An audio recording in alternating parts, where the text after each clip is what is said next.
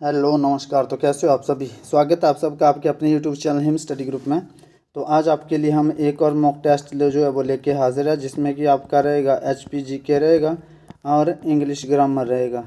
तो बाकी जैसा कि आपको पता है कि हर रोज़ आपके लिए डेली मॉक टेस्ट अपलोड होते हैं, और ये जो मॉक टेस्ट है आपके अपकमिंग एग्ज़ाम, चाहे वह पटवारी का हो, फॉरेस्ट गार्ड का हो या फिर पुलिस का हो, इन सब कॉम्पिटिटिव एग्ज़ामों के लिए जिसमें आपका इंग्लिश और हिंदी पूछी जाती है या HPGK पूछे जाते हैं, उन सब के लिए ये जो मॉक टेस्ट है ये मोस्ट इंपॉर्टेंट रहने वाले हैं।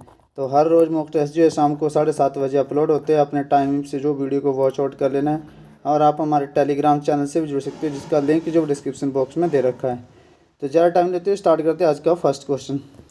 तो फर्स्ट क्वेश्चन है कि ही इज़ डैश रिच। तो इसमें जो आपने आर्टिकल जो है वो फिलअप करना है। ए लगेगा, एन लगेगा, दा लगेगा या नो आर्टिकल।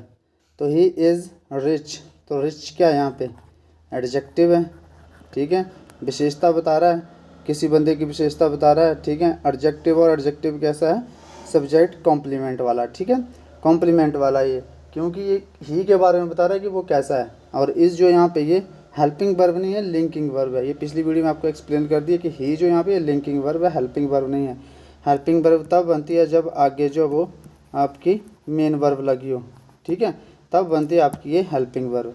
तो ही इज़ रिच एडजेक्टिव है, और एडजेक्टिव से पहले आपका कोई आर्टिकल जो यूज़ नहीं होता। लेकिन यहाँ पे ऐसा होता, ही इज़ रिच मैन। तो आर्टिकल जो यूज़ होता है हमेशा नाउन या प्रोनाउन से पहले यूज़ होता है। He is a rich man, man क्या आ गया, नाउन। तो उससे उस कंडीशन में क्या होता है कि यहाँ पे जो वो आर्टिकल लग जाएगा, क्योंकि आर्टिकल लगा मैन के लिए, रिच के लिए नहीं। तो आपको पता है कि एडजेक्टिव जो हमेशा नाउन के साथ आता है, ठीक है। तो he is a rich man, तो ये रिच जो है मैन जो है इसके लिए लगा ये article. He is a rich man, वह एक अमीर आदमी है। आदमी कैसा है, अमीर है। He is a rich man, तब आप आर्टिकल का यूज़ करेंगे जब आगे नाउन होगा, लेकिन आगे नाउन है नहीं, तो यहाँ पे नो आर्टिकल फिलअप हो जाएगा। चलते हैं नेक्स्ट क्वेश्चन की ओर। नेक्स्ट क्वेश्चन है कि water is useful for life. तो जनरल फैक्ट है ये, ठीक है, यूनिवर्सल ट्रूथ है कि मतलब सबको पता है कि पानी जो मतलब ज़िंदगी के लिए जो वो महत्वपूर्ण है, ठीक है, उपयोगी है। तो water is useful for life, तो इस कंडीशन में आप नो आर्टिकल का यूज़ करेंगे। लेकिन जब स्पेशल वाटर की बात करी जाए, जैसे मैं लिखता हूँ the water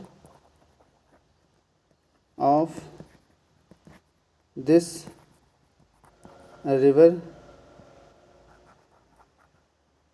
not fit for drinking, मतलब इस नदी का पानी जो पीने के लिए जो वो पीने के लायक नहीं है। तो water of this pond not fit for drinking, तो आप इस कंडीशन में यहाँ पे द का आर्टिकल यूज़ करेंगे। लेकिन यहाँ पे सीधा बोला कि water is useful for life, general fact है ये, ठीक है, तो यहाँ पे नो आर्टिकल यूज़ होगा। चलते हैं नेक्स्ट क्वेश्चन की ओर। नेक्स्ट क्वेश्चन आपका कि we should kind dash animal. We should kind of animal, on animal, in animal या टू एनिमल। तो we should kind to animal, ठीक है, काइंड के साथ आप हमेशा टू का यूज़ करेंगे, काइंड के साथ भी और क्रूअल के साथ भी आप हमेशा टू का यूज़ करेंगे। We should kind to animal. चलते हैं नेक्स्ट क्वेश्चन की ओर। नेक्स्ट क्वेश्चन है कि I am looking dash to meet my mother. तो क्या भरा जाएगा यहाँ पे, लुकिंग एट, देखो सबके अलग अलग मतलब निकलते हैं, ठीक है।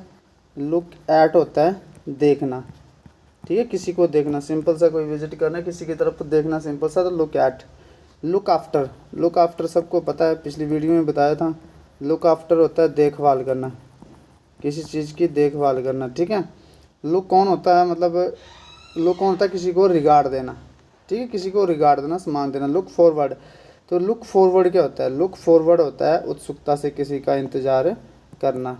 लुक फॉरवर्ड, इसका मतलब होता है उत्सुकता से किसी का इंतज़ार करना, ठीक है, उत्सुकता से जो वो वेट करना, इंतज़ार करना।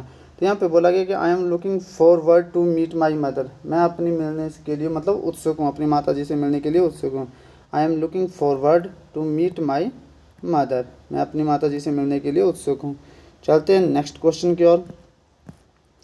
नेक्स्ट क्वेश्चन है कि Agra is known dash the Taj Mahal. अच्छा, आगरा जो वो जाना जाता है किसके लिए, ताजमहल के लिए, ठीक है। तो नॉन टू आएगा, नॉन एट आएगा, नॉन इन आएगा, नॉन फोर।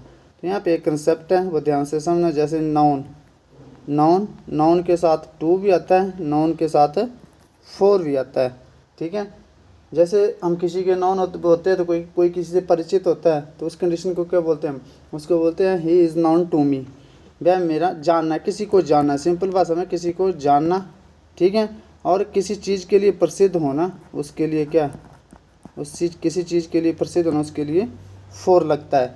अच्छा, आगरा जो है वो is non for the Taj Mahal. Agra क्या है, मतलब जानना है आगरा को कि मतलब प्रसिद्ध है किसी चीज़ के लिए, तो आगरा जो वो प्रसिद्ध है किसी चीज़ के लिए, ताजमहल के लिए, तो नॉन फॉर आ जाएगा, ठीक है। He is known to me, जैसे he is dash, he is known dash me, तो he is known to me, वह मेरा जानकार है। जानना, जानकार, ठीक है, जानकार, ये इसके लिए आप यूज़ करेंगे नॉन टू का। लेकिन यह किस चीज़ के लिए प्रसिद्ध हो तो नॉन फोर का यूज़ किया जाता है। तो Agra is non for the Taj Mahal. चलते हैं नेक्स्ट क्वेश्चन की ओर। नेक्स्ट क्वेश्चन है कि he will have finished the work. Tense बताना अपना कि he will have finished the work. तो ये कौन सा आपका जो वो टेंस है, प्रेजेंट परफेक्ट टेंस है, फ्यूचर इंडेफिनिट है, फ्यूचर कंटिन्यूस है, या फ्यूचर परफेक्ट टेंस। तो he will have finished the work, ये फ्यूचर परफेक्ट है, ठीक है। Have finished the work, future perfect. चलते हैं नेक्स्ट क्वेश्चन की ओर। नेक्स्ट क्वेश्चन है कि he will do all the work, change into passive voice. तो ये ऑब्जेक्ट है आपका, इसको सब्जेक्ट की जगह रखिए सबसे पहले, ऑल द वर्क आ गया, ठीक है। ऑल द वर्क अब है किस में, ये फ्यूचर इंडेफिनिट है तो इसकी वर्ब जो चेंज होगी वो फ्यूचर कंटिन्यूस में चेंज होगी, ठीक है। तो all the work will be, continuous में चेंज करना है तो विल वी आ जाएगा, ठीक है। विल वी, फिर वर्ब की थर्ड फॉर्म, डू की third form, do did done, फिर बाय आपका लगता ही है, और बाय ही का ऑब्जेक्टिव केस हिम। तो सिंपल सा स्ट्रक्चर बनता है आपका, ठीक है।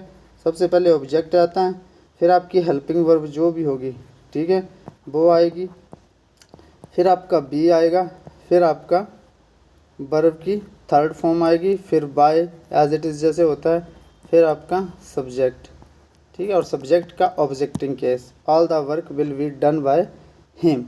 चलते हैं नेक्स्ट क्वेश्चन की ओर। नेक्स्ट क्वेश्चन है कि you can't do this, you can't do this, same process, वही प्रोसेस फॉलो होगा। तो ये क्या आपकी, ये मॉडल है, तो यू कांट डू दिस, तो फिर आपका ऑब्जेक्ट आएगा पहले, दिस कैन नॉट, ठीक है, कैन नॉट, और इसके बाद मॉडल वर्ब के बाद इसमें क्या आता है, बी आ जाएगा, this can not be, verb की थर्ड फॉर्म हो जाएगी डन बाय यू, ठीक है। तो फिर क्या आ गया आपका, ऑब्जेक्ट आ गई, फिर आ गया मॉडल वर्ब आ गया, ठीक है, मॉडल वर्ब आ गई, फिर आ गया आपका नॉट आ गया, नेगेटिव में तो नॉट आ गया, फिर बी आ गया, फिर वर्ब की थर्ड फॉर्म आ गई, फिर बाय एज यूजुअल जैसे यूज़ होता है, फिर आपका सब्जेक्ट। तो ये आपका ऐसे स्ट्रक्चर जो वही याद कर लेना, अपने समझ लेना स्ट्रक्चर, कोई भी स्ट्रक्चर के बेस पे आपकी एक्टिव वर्ब पैसिव वॉइस चलते हैं। This can not be done by you. चलते हैं नेक्स्ट क्वेश्चन की ओर। नेक्स्ट क्वेश्चन है कि एंटोनिमस ऑफ अडॉप्ट।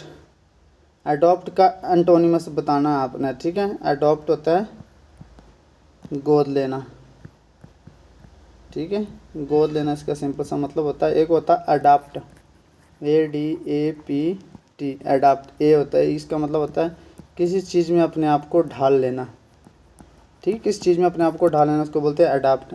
अडॉप्ट होता है गोद लेना। तो अप्रोप्रिएट इसका सिनोनिमस हो जाएगा सिलेक्ट, किस चीज़ को सिलेक्ट करना, मतलब उसको मतलब चूज़ करना बहुत ज़्यादा चीज़ों से, तो वो भी आपका क्या हो जाएगा, सिनोनिमस हो जाएगा चूज़ करना सिनोनिमस। लेकिन अवेंडन क्या होता है, अवेंडन होता है फोरसेक, फोरसेक मतलब त्यागना। तो इसका मतलब क्या होता है अवेंडन का, त्यागना। ये इसका क्या हो जाएगा, एंटोनिमस, राइट एंटोनिमस हो जाएगा अवेंडन। चलते हैं नेक्स्ट क्वेश्चन की ओर। नेक्स्ट क्वेश्चन आपका सिनोनिमस ऑफ एमनेस्टी। एमनेस्टी होता है आपका क्या, क्षमा करना, किसी को क्षमा करना। तो इसका सिनोनिमस बोला पनिशमेंट होता है, ये तो पनिश हो गई, कंडेम अपराध होता है, पनिश भी पार्डन, पार्डन का मतलब भी क्या होता है, क्षमा करना होता है। तो ये इसका जो सिनोनिमस हो जाएगा। अब चलते हैं नेक्स्ट क्वेश्चन की ओर। आपका जीके का सेक्शन है। तो फर्स्ट क्वेश्चन आपका कि स्यूल, साल, तंतगिरी ये किसकी सहायक नदी है। स्यूल, साल और तंतगिरी किसकी सहायक नदी है, ब्यास की है, सतलुज की है, यमुना की है, या रावी की है। तो स्यूल, साल, तंतगिरी ये तीनों जो आपकी रावी की सहायक नदी हैं। चलते हैं नेक्स्ट क्वेश्चन की ओर। नेक्स्ट क्वेश्चन है कि गिरी, टोंस, बब्बर, आंध्रा ठीक है। ये गिरी, टोंस, पब्बर, आंध्रा जो है किसकी सहायक नदी है? ये रावी की है, ब्यास की है, सतलुज की है, यमुना की।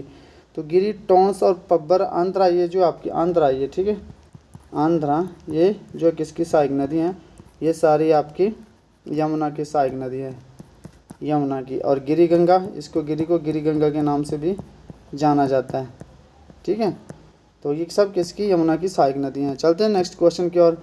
नेक्स्ट क्वेश्चन है कि कुक्ति वन्य जीव बिहार किस जिले में स्थित है? तो चंबा में है, कांगड़ा में है, बिलासपुर में है, शिमला में है। तो कुक्ति वन्य जीव बिहार जो हिमाचल प्रदेश के चंबा डिस्ट्रिक्ट में स्थित है।